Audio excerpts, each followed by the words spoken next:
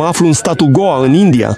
Acest loc a devenit faimos datorită mișcării hippie. Toți au aflat Goa este un teritoriu al libertății, psihedelicelor și rave-urilor petrecerilor pe plajă, până dimineața. Dar acum statul se schimbă. Cluburile de noapte de pe plaje sunt demolate, traficanții de droguri sunt prinși și închiși, iar europenii albi sunt înlocuiți de turiști din India. Dar în același timp, Goa rămâne un loc paradisiac ieftin, unde oamenii vin să se distreze și chiar să locuiască. Statul Goa este capitala mondială a muzicii trans. Aici vin să-și amintească de copilărie și să se distreze ca adulți. Acolo se vând droguri în cantități enorme, plecați urgent. Conform statisticilor, un deces pe zi. Ciudat cum îi merge maxilarul, desigur. Poate că a confundat motocicleta altcuiva. Mișcarea hippie a făcut din Goa locul preferat al celor care iubesc libertatea totală. Sute de mii de oameni veneau aici să se distreze și trăiau complet fără bani. Sunt și acum astfel de oameni aici. Pui un DJ, torn băutură ieftină hippioților, le dai un joint și petrecerea e gata. Sunt așa de murdari, niște ruși parcă bolnavi. Ce vrei să întrebi? Spiritul de cacao? Magie, transă și puțină desfrânare. Acesta va fi un episod despre cel mai vesel stat al Indiei. Abonează-te la canal și să pornim. Ce discotecă mobilă interesantă!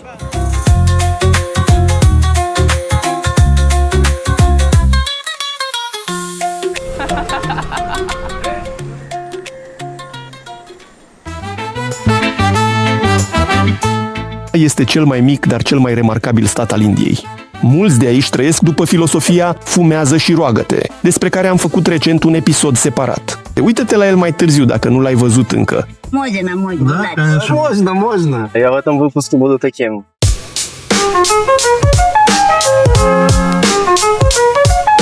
Astăzi am venit aici pentru a afla mai multe despre petreceri, distracțiile nocturne și cultura hippie. Pentru asta mă îndrept spre nordul statului pe un drum îngust și prăfuit. Drumul nu este lung, dar nu se poate merge repede. Toți stau în trafic chiar și pe banda suplimentară, pe care mașinile au bătătorit-o direct pe câmp. Praf, transpirație și trestii, atmosfera. Nu este prea de vacanță. În satele pe care le traversăm, cele mai impresionante clădiri sunt bisericile creștine.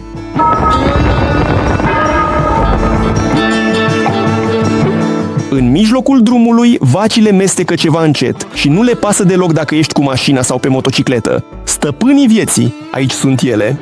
Dacă întâlnești un autobuz într-o curbă îngustă, durează mult să te strecori. Chiar și mamele cu elevele așteaptă pur și simplu până când pot trece.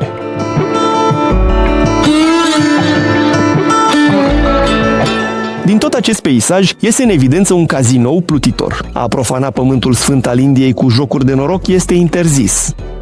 Așa că păcătuiesc pe nave.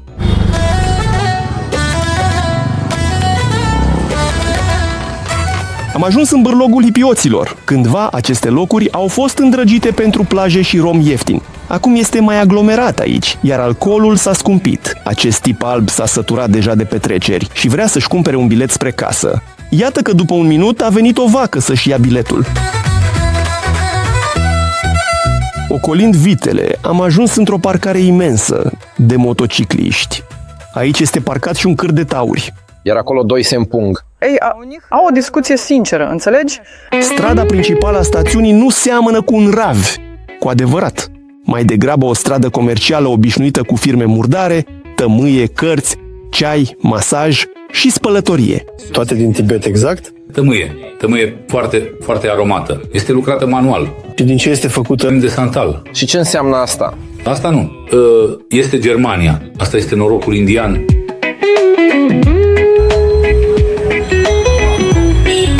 Prețurile în cafenele nu sunt europene, dar nici indiene, de la 2 la 5 dolari pe fel de mâncare. Turiștii se încarcă cu alcool și energie înainte de a merge la petrecerea trance.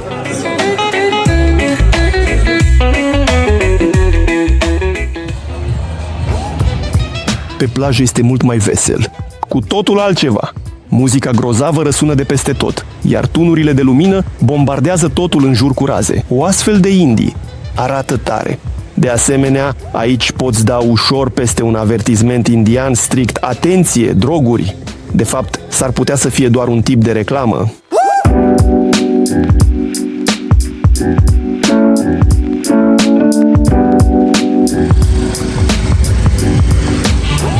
Petrecerea nu este doar pe plajă. Pe aceste mopede, oamenii s-au deplasat mai aproape de junglă. Este un rave astăzi. Obiceiul lui indian, tinerii își scot încălțămintea.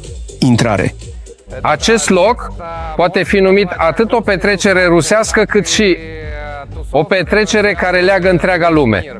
De aceea, în acest loc se numește Mir. Este, de fapt, o abreviere legată de muzică. Asta se traduce prin faptul că muzica este religie.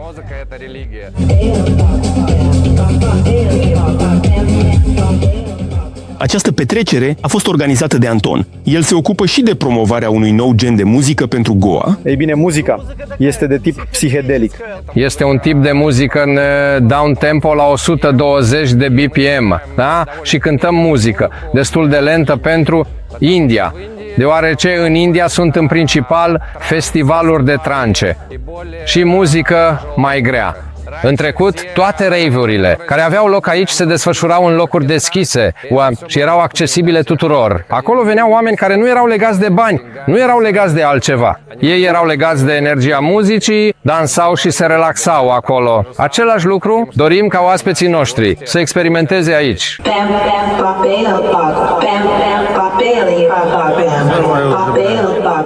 Nu doar europenii se distrează. Indienii se bucură de acest format, dar autoritățile indiene nu iubesc rave-urile. Acum autoritățile încearcă să facă din India o destinație turistică, dar nu, înțeleg ce fac. Încercă să creeze o stațiune, dar interzic multe lucruri care ar trebui să fie disponibile într-o stațiune. Alcoolul curge în valuri, iar unii vizitatori sunt clar sub influența a ceva mai puternic. Pentru cele mai frumoase fete se duce o luptă acerbă și negocieri. Este clar că există conflicte, dar conflictele există oriunde, însă ele nu sunt bazate pe motive naționale. Da. Ele sunt mai... A luat-o pe fată sau altceva. Așa. Știi când doi oameni nu împart drumul, ambii au făcut un pas la stânga. Și indienii în general știu să bea, apropo. Ascultă, ei bine, au o mică cultură în acest sens. În general beau mult, dar uneori știi cum e când ești un student tânăr și nu poți să-ți cunoști măsura. Poți greși întotdeauna.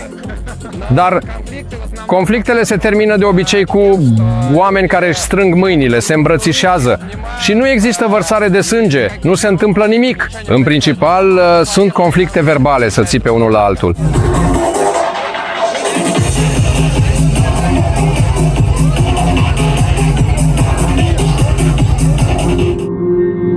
Am mers puțin mai departe de plajă și atmosfera s-a schimbat complet într-una mai mistică. Aici are loc un dans extatic. Cei care vin sunt rugați să se descalțe și să nu consume droguri toată seara. Un foc de tabără, oamenii s-au așezat pe poiană și așteaptă un miracol de la o ceașcă de cacao. Ce vrei să întrebi, te rog, spiritul de cacao?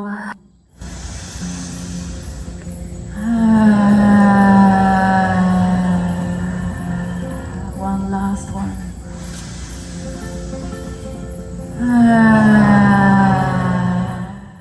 Că oamenii sunt aproape de a intra în transă, iar bieții constructori care tocmai acum trebuie să bată ceva, încearcă să nu facă zgomot. All I have to do is open my heart wider than ever before. Extatic este atunci când îți golești mintea de toate gândurile. Uiți cum să dansezi și începi să te miști așa cum îți dictează corpul. Nu mi-a reușit. DJ-ul pune muzica potrivită și moderează ușor evenimentul. 3, 2, 1.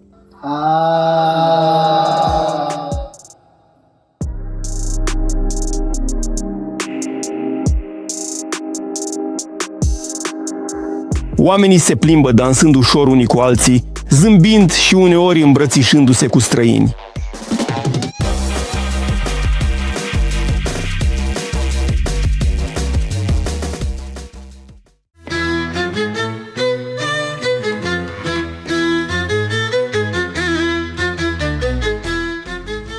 Așa trec pe lângă mine.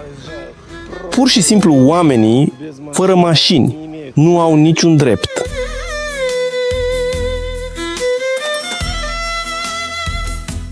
Merg și mă uit în case.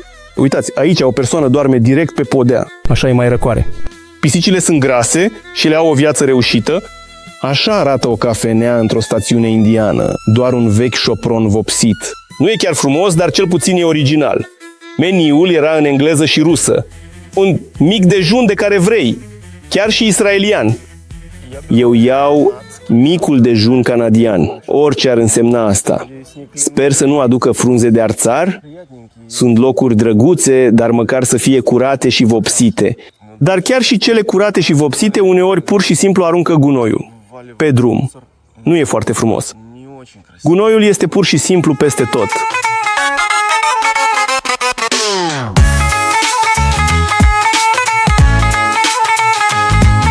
Aceasta este cea mai veche stradă din oraș. Numele sunt portugheze, casele coloniale, populația catolică și peste tot sunt cruci. Din tufișuri poate apărea o vacă sau descendenții ai hipioților care au petrecut până dimineața. Ca și această doamnă, nu înțelege deloc ce se întâmplă și încearcă să plece pe un moped. Bine că nici măcar eu nu am reușit să-l pornesc. Maxilarul ei se mișcă ciudat, desigur. Poate că a confundat, este motocicleta al cuiva? Chiar în acest cartier, Anton obișnuia să-și petreacă timpul. Avea aici propriul său club. Au demolat vechea și vechea parte. Ei bine, ai nostalgie pentru acest loc? Da, desigur că există pentru toate locurile. Te atașezi, nu-i așa? Noi îți pui sufletul în acest proiect. Deoarece am lucrat aici, toți localnicii te recunosc după față, pentru că a lucra aici înseamnă, de fapt, că lucrezi pentru tot satul, data pentru că îi ajuți pe toți cei din jur. Încep să aibă trafic, micile lor chioșcuri și încep să funcționeze când oamenii vin la localurile tale. Și toți localnicii sunt fericiți. Zona este nebună. Anton a văzut cu ochii lui cum vecinii organizează lupte de tauri aici. Anton a făcut și el mare zarvă aici. Chiar aici, pe această plajă largă.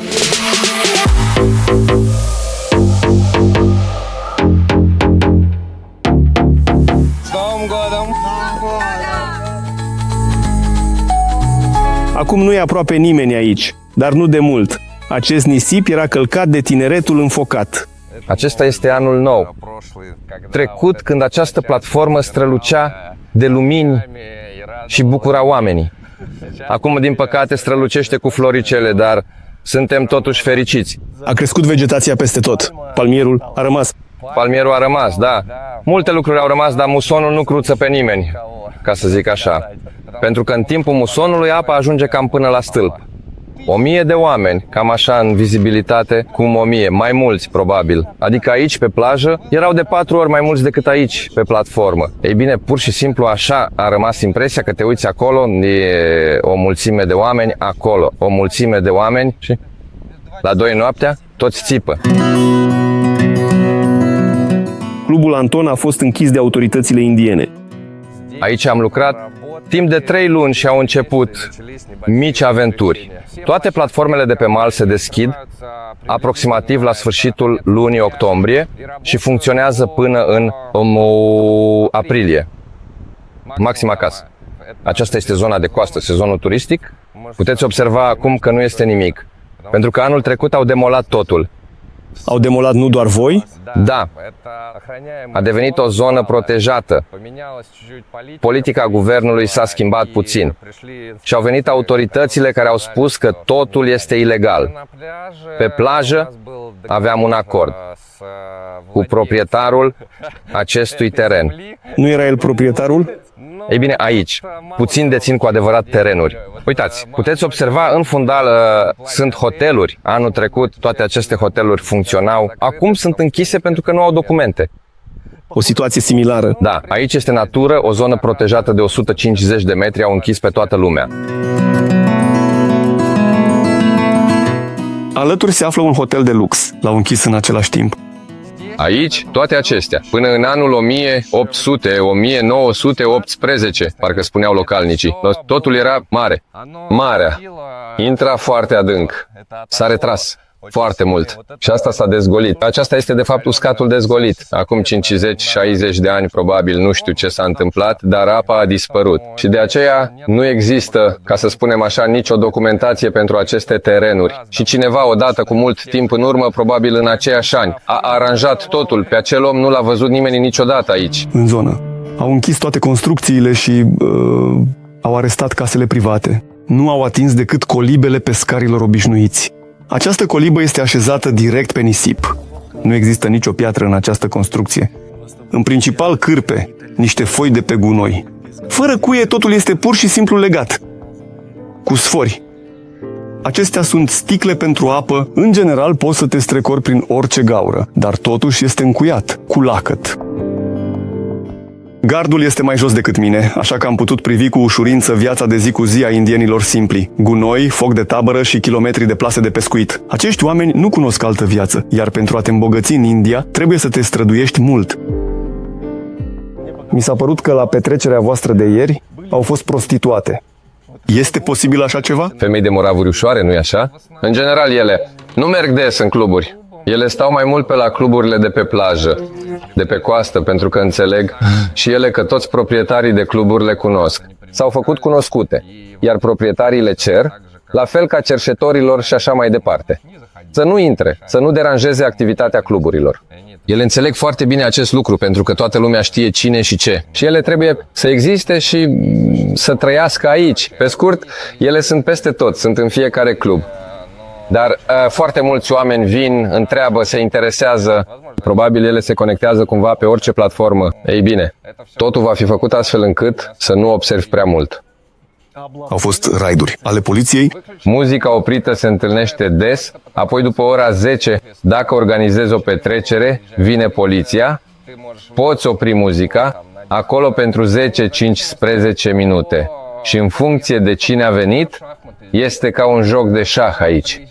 Mai întâi vin pionii, apoi vin reginele, apoi vin regii. Dacă va veni ceva, vin regii. Regii vin dacă au rămas fără bani. Vin oameni, închid, spun acolo, vă rugăm, asta și asta trebuie să raportăm. Vă înțelegem, colaborăm cu voi, vă iubim și voi ne iubiți pe noi. Avem relații reciproce. Faceți în așa fel încât muzica să nu cânte timp de 10 minute. Ne vom raporta și vom pleca? Ca și cum ne vom raporta că am efectuat o percheziție. Da, muzica. Oprită, petrecerea suspendată. În principal se plâng de muzică. Nimeni nu se plânge de fapte secundare.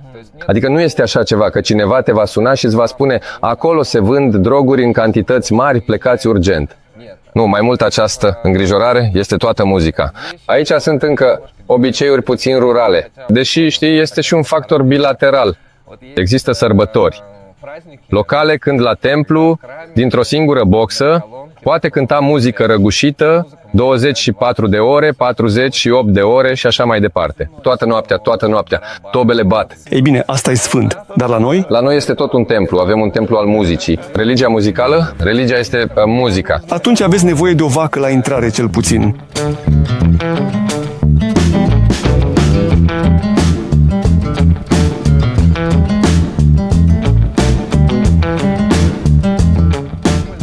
Pur și simplu un bloc, în câmp. Clasă de confort. Mai departe călătoresc deja cu Darina.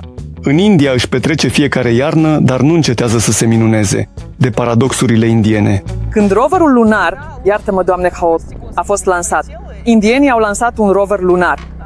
Tocmai era sezonul ploilor și umblă niște câini absolut minunați, care mai mult seamănă cu niște schelete. Da, sunt bălți, case acoperite cu plastic. Gropile acestea pe care le ocolim acum sunt peste tot.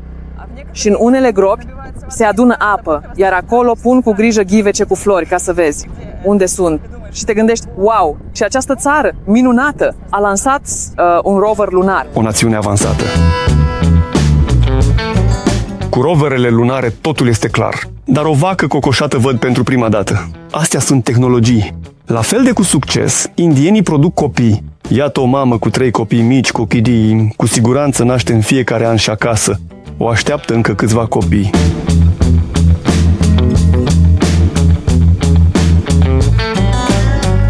Uite, suntem cu toții aici, toți absolut fericiți. La ei totul este bine. Nu la toți.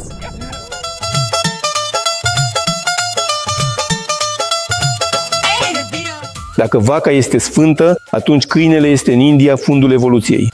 Câinii nu sunt respectați. Aici există așa ceva. Dacă te vei comporta rău, vei fi câine. Cocoșat? Cocoșat. Nu, la noi parcă e mai bine, mi se pare, față de ei. E bine pentru că mi se pare că este un sat și nu foarte, poate că educată, mare parte a populației.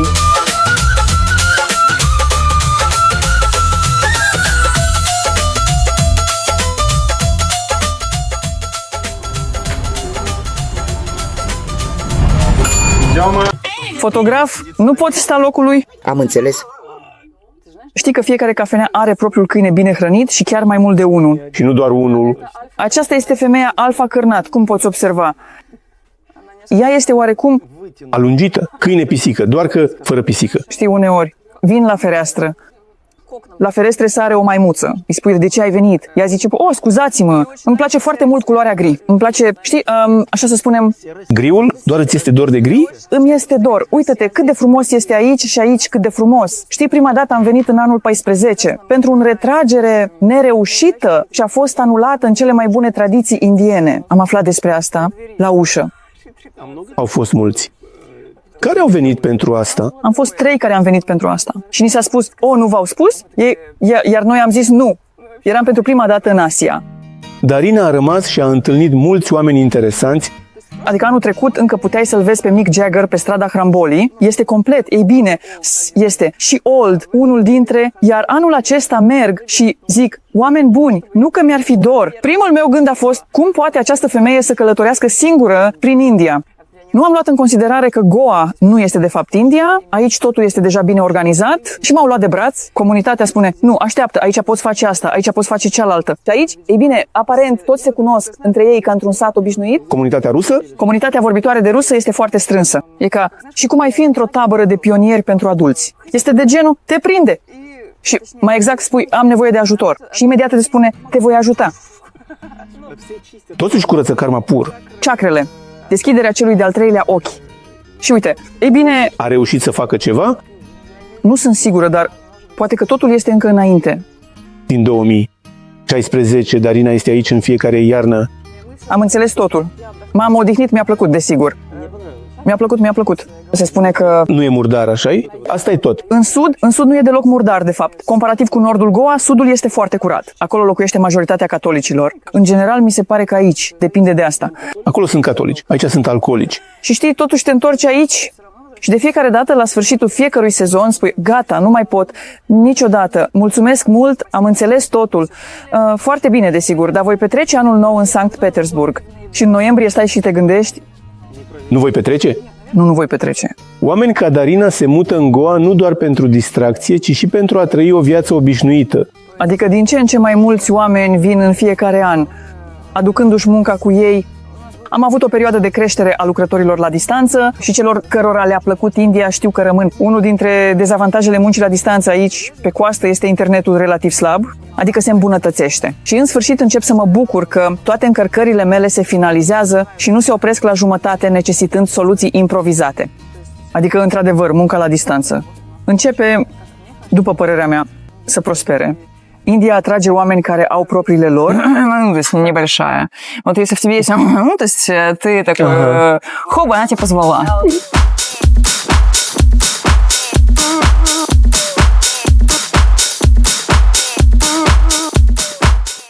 Acesta este Dania, el este DJ.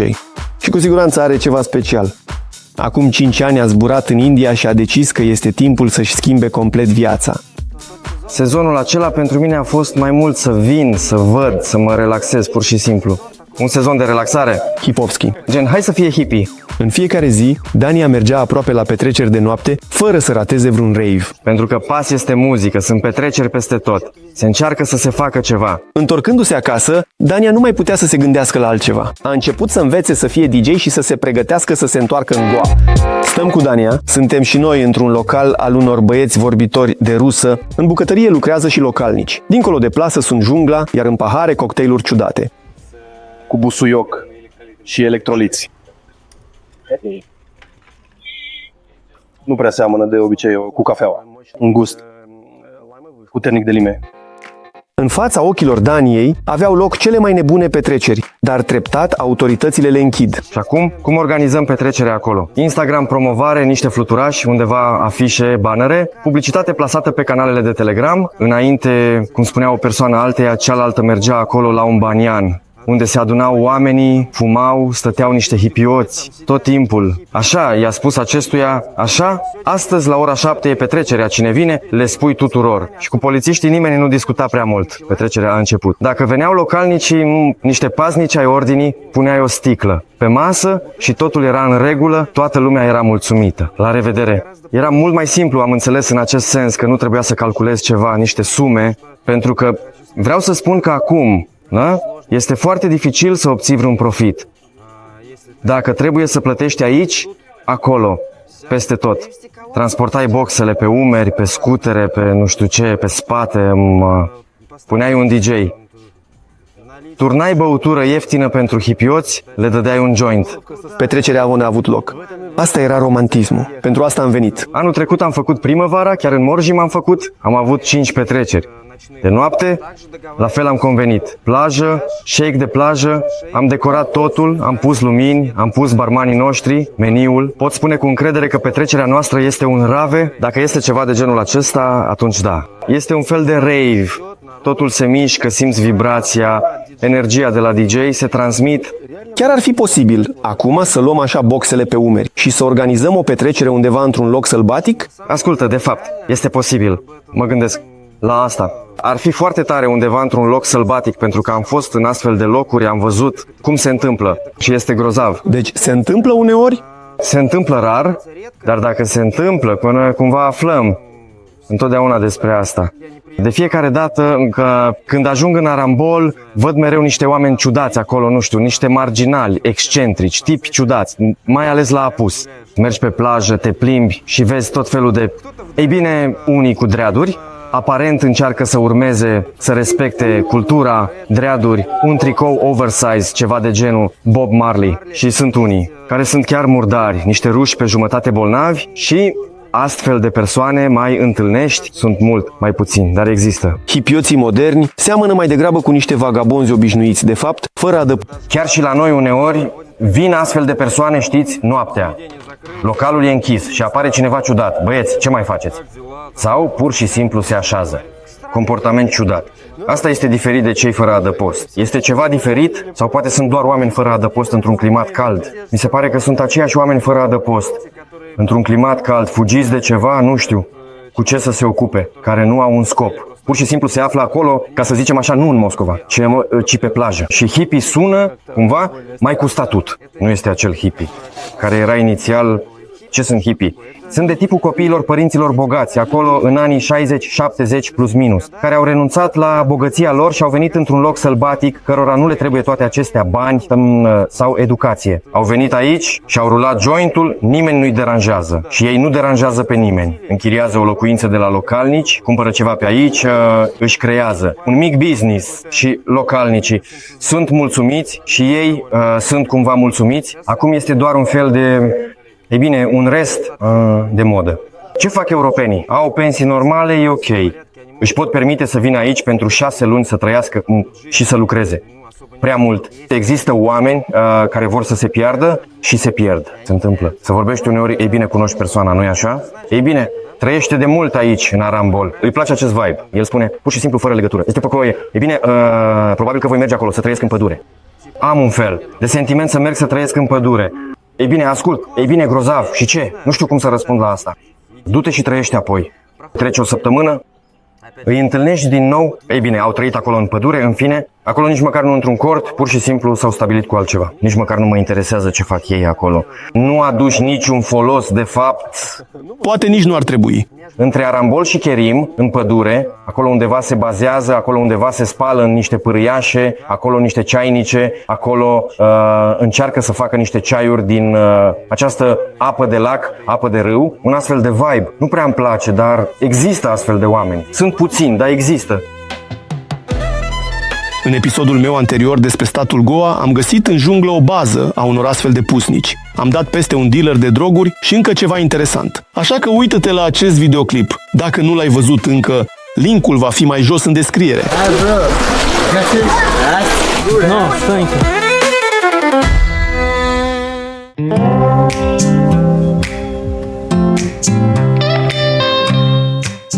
mai sunt atât de multe femei albe pe această plajă dulce, dar ele există. Este interesant că indienii iubesc să facă parte dintr-o echipă și, venind în Goa în grup, poartă aceeași uniformă, ca fotbaliștii. Și aici, de fapt, era un sat imens. Și desigur veneau aici hipioții, pentru că ajungi aici și sunt construcții cu un singur etaj. Practic nu există case mari cu 2 etaje de-a lungul întregii coaste. 3, 4, 5 localuri și oamenii veneau din orașe mari, cu bani, din Europa. Desigur, pentru ei aici drogurile erau ieftine și viața aici era ieftină. Aici se putea închiria o locuință. Atunci, aici prețurile erau de 10.000 de rupii. Dar imaginați-vă, trebuia să împărțim prețul la jumătate. Este o locuință bună, adică închiriezi o locuință pentru 5.000 de rupii pe lună. În sudul statului au venit hoteluri mari. Nordul rămâne sălbatic, dar și acolo prețurile cresc. A început să se dezvolte un pic alt domeniu. Când se schimbă contingentul, oamenii care vin aici să se relaxeze 7-10 zile erau deranjați de comportamentul unor hipioți și așa mai departe. Ei nu înțelegeau asta. O persoană care mergea pe plajă, drogați, părea ciudată pentru ei, ca un aborigen. Din această cauză traficul turistic fluctua mereu, sus-jos, sus-jos. De aceea, hipioții ca atare au plecat singuri de aici. Nimeni nu i-a alungat în mod special. S-a schimbat, oamenii s-au schimbat, dar pentru ei a devenit neinteresant. Acum le plac mai mult locurile, sălbatice, unde nu sunt oameni. De îndată ce începe traficul, nu mai este un loc pentru hipioți. Pe cât de sălbatică este natura în aceste locuri, pe atât de sălbatice sunt și condițiile pentru a face afaceri. Aici este foarte greu cu gestionarea documentelor, birocrație.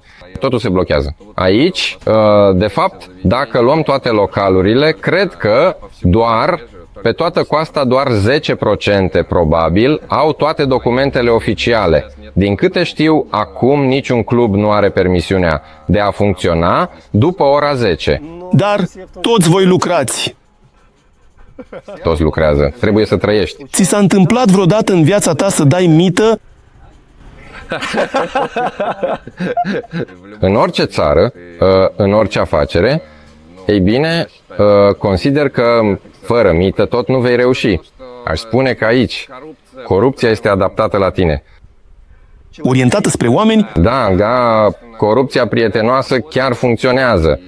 Și acolo forțele de ordine sau altcineva care vine se uită la tine, se pun în situația ta, acordă atenție cumva la tine. Este clar că acționează din perspectiva lor, uneori dur, alteori blând, în mod evident. În primul rând, fără un indian nu poți deschide o companie, practic nu poți face nimic aici. Acum există câteva opțiuni pentru achiziții, dar nu ai dreptul să cumperi proprietăți imobiliare în această țară. Desigur, mai devreme sau mai târziu ți se poate spune, dă-te la o parte, am o companie. Ei bine, dacă o cumperi, până la un anumit punct, dar în principal se face, toți fac cu cunoscuți. Și aici sunt oameni minunați care doresc să facă asta, care sunt interesați de asemenea, care vor să se ocupe de afaceri. Foarte mulți indieni se mută acum în Goa din Delhi, din Mumbai, care au bani și deja doresc să se europenizeze puțin. Partenerul indian al lui Anton este un tip deștept și este de folos. În principal ajută cu documentele, deoarece este un bun prieten de-al meu. Îl cunosc de 7-8 ani. El oferă sprijin în momentele dificile de început, pentru că oricum este mult mai ușor pentru un localnic să comunice cu alți localnici, pentru că aici, în esență, este un singur sat mare și în orice loc ai cunoștințe, lucrează fratele, cumnatul sau altcineva.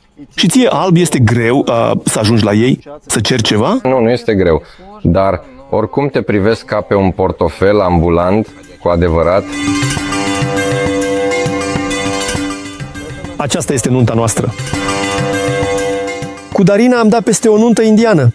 Acesta este mirele frumos, iar aici este tatăl său, la fel de frumos. Și mai important, toboșarii se pregătesc să facă spectacol toată noaptea. Darina a lucrat ca fotograf la nunți locale și a văzut multe. Această nuntă indiană durează aproximativ 3 zile. 3 zile?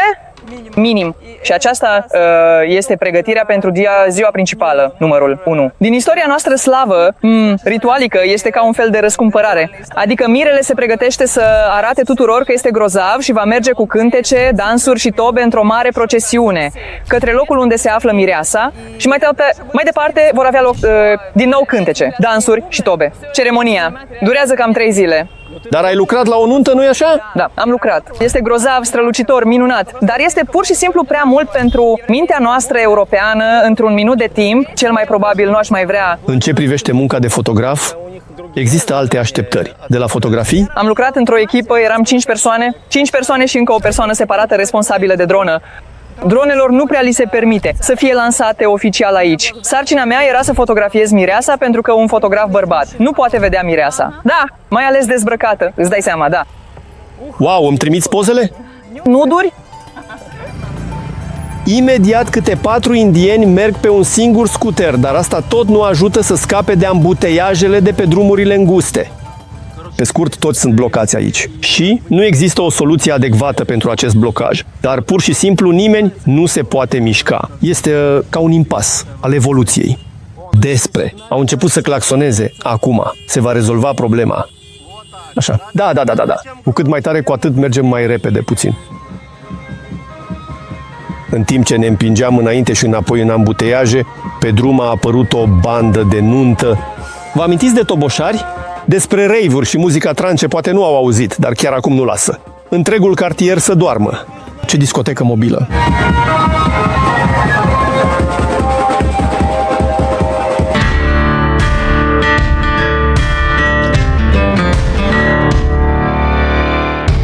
Acesta este Serega și el merge spre sudul insulei la un concert. Este rocker și motociclist. Lucrează ca taximetrist. Motocicleta lui străbate râuri, câmpuri de orez și trece pe lângă autobuze uzate și un banner care se mândrește cu India. Serega ajunge într-un vechi oraș portughez. Densitatea crucilor, bisericilor și a caselor colorate, dar dărăpânate, aici este extrem de mare.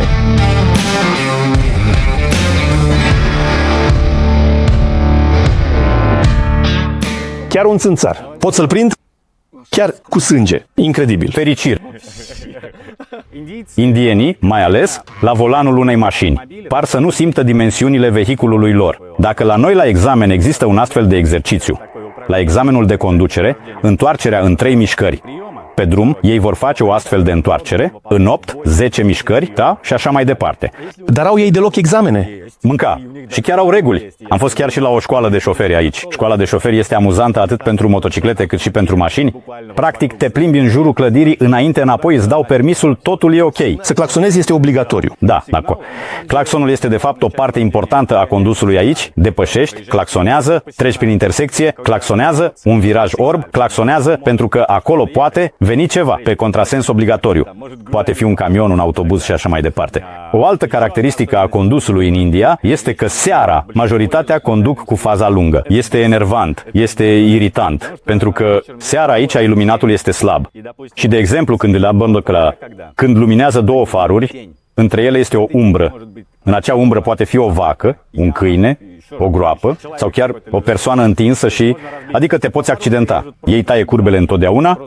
Prin contrasens? Da, adică când virează, nu virează ca noi, ci virează direct prin contrasens. Nu se uită înainte pe un drum îngust. Noi vedem mașina și imediat analizăm situația. Fie că trebuie să ne apropiem de margine, să o lăsăm să treacă sau, dimpotrivă, să trecem mai repede pentru a nu crea un blocaj.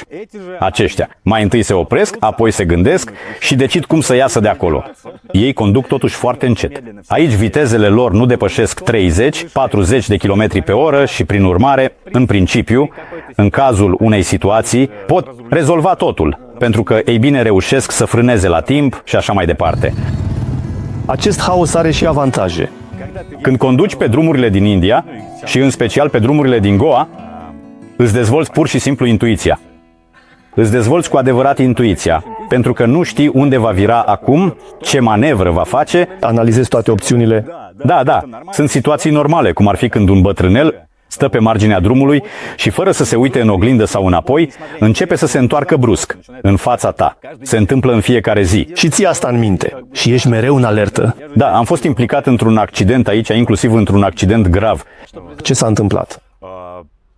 Două femei mergeau. Am redus viteza la aproximativ 50 și unde, în general, mergeam încet. Merg două femei, în față două câini. Uite, le văd.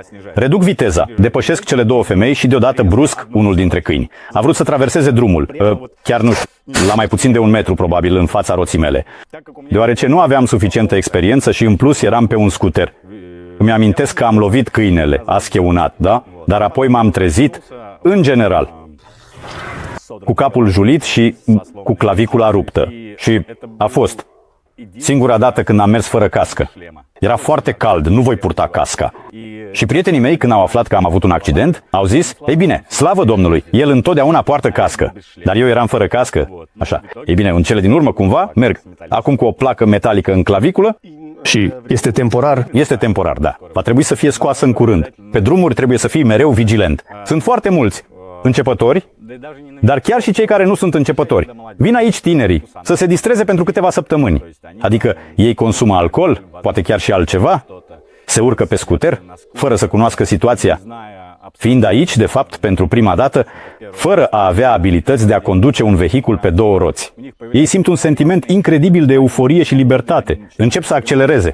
Statistica, Ricon, sezonului 2022-2023, pentru întregul stat. Am citesc știrile din Goa în engleză și un deces pe zi. De exemplu, faci un număr în orice design dorești, să fie aceste simboluri. Da, pentru că mi-am făcut numărul 44. Este orașul meu natal, de exemplu, Kostroma. Și fac numere din aceleași autocolante. Iar aici poți face ce vrei. Aici poți chiar să dezlipești și să lipești în loc de 40 și 4 aceleași cifre. Pur și simplu. Ca fan al motocicletelor, Serghei este mândru că merge pe un produs indian. Despre marca Royal Enfield pot spune că inițial este o motocicletă englezească. Și din anul 1901 este produsă în India. Așa. Și trebuie să recunoaștem meritele indienilor. Doar sub conducerea lor, Royal Enfield a devenit o legendă. El se vinde cu adevărat în întreaga lume. Poate fi reparat cu un topor, bandă izolatoare și hârtie abrazivă. În orice colț al Indiei. Este o motocicletă simplă, ca 3 copeici, dar fiabilă. Puțin sub 300.000 de ruble.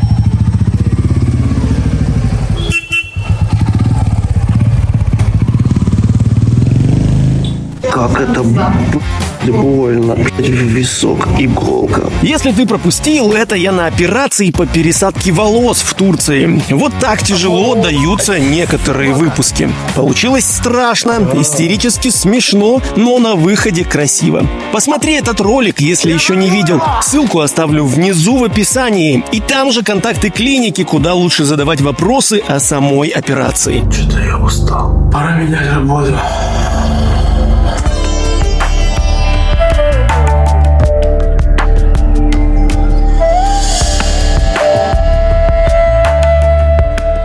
La apus, eu și Darina ne-am aflat pe pod, pentru că în acest moment este foarte romantic aici și lumină bună pentru fotografii.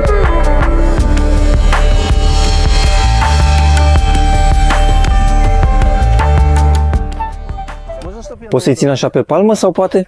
Desigur, trebuie. Aș spune să aștepți. Ei bine, haideți. Băieți, nu te rog. Mânca? Pe aceștia cu copii vreau să-i mănânc. Uite, ai mâncat pe cel alb? Am mâncat. Carnea albă este cea mai gustoasă. Aceasta este școala lor auto, așa arată poligonul. Școala de motociclete. Se pare că o învață. O împing în toate felurile. Cum te cheamă? Eu Vova. Eu Daha. Wow! Și cum vă numiți? Provincie. Amenda. Bine, mult noroc și mult succes în toate. Mulțumesc mult. Și ție. Râul frumosul și pitorescul marchează granița statului și ieșim din Goa. Și de ce este acest punct de control? Dacă nu opresc nimic? Ei bine, ca să fie acolo.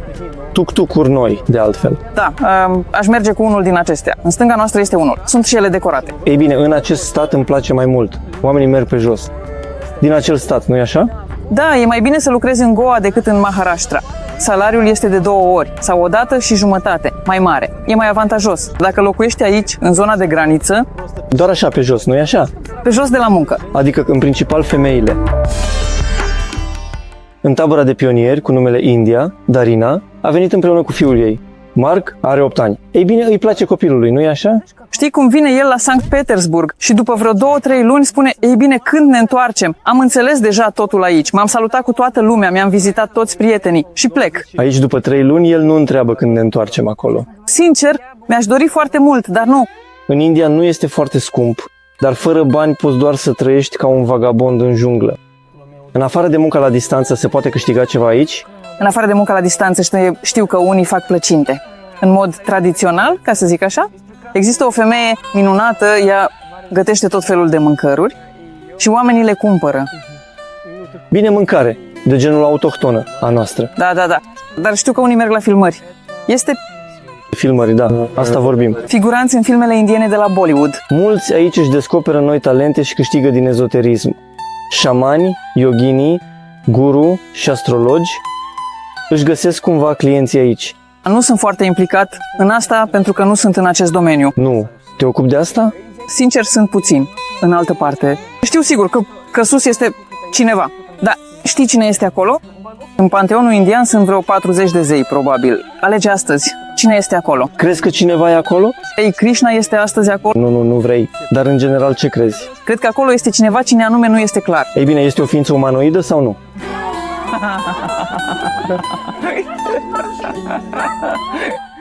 Este inteligența artificială. Ea se află acolo și controlează totul. Indiscutabil așa ar fi. Într-adevăr. Putem doar să întrebăm ChatGPT ce crede despre asta. Restul nu-și va trăda ai săi. Darina ar rămâne în India tot anul, dar obținerea documentelor pentru asta nu este ușoară aici. Și vara plouă constant.